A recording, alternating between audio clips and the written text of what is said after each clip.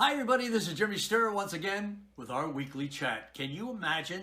This is our 9th consecutive week of talking together. Man, I am excited. I really love doing this little thing, this little get together, I should say.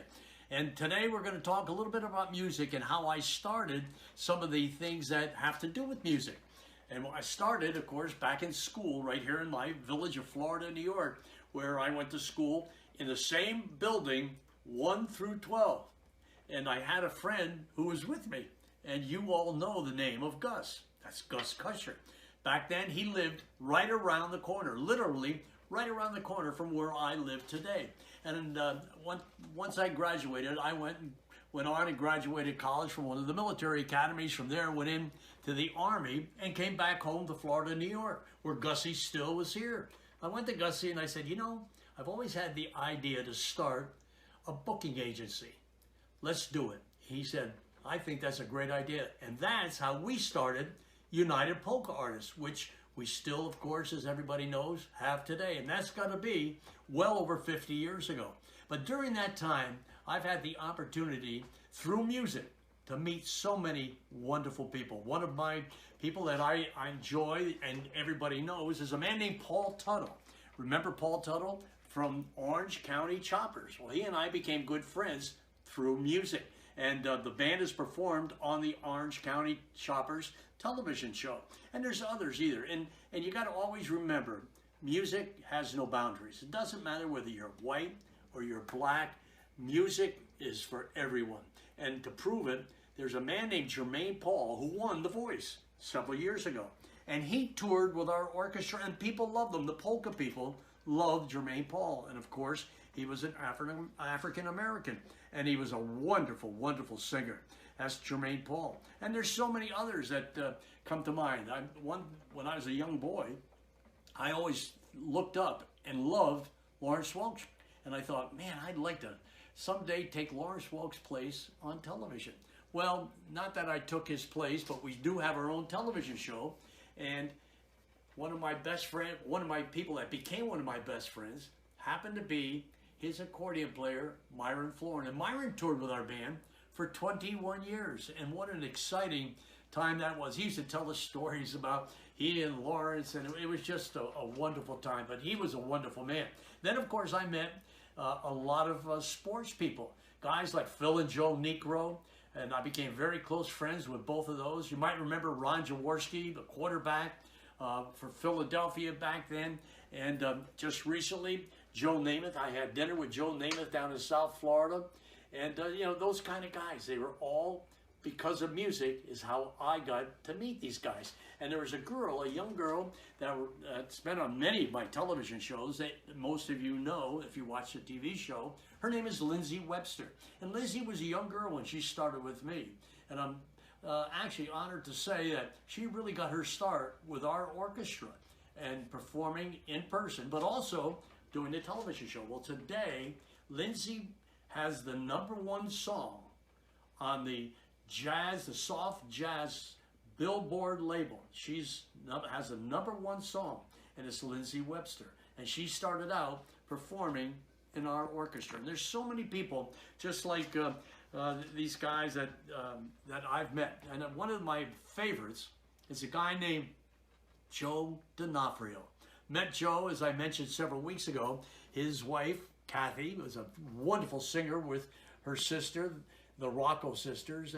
And Joe and I became very close friends, and he's done so much for me. It's incredible. If it wasn't for music, I would have never met Joe or his wife, Kathy. But there's one more great story. We're down in South Florida, and I go to this one restaurant quite often, one of my favorites. It's in Jupiter. And I got to be good friends with the manager. And he had come several times to see the band play when we performed down there. And he came to me one night, it's a Saturday night, and he said, there's a big fan of yours sitting in the corner, and he'd love to meet you.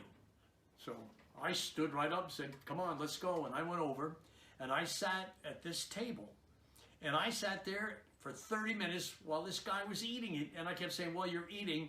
I said, so nice to meet you. And he's, no, sit down. And he talked to me for a good 30 minutes, saying how he was a big fan of our orchestra, and we had mutual friends in Nashville.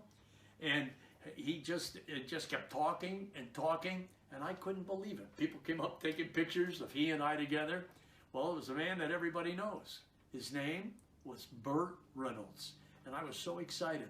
And at that time, he had his own museum in Jupiter, Florida.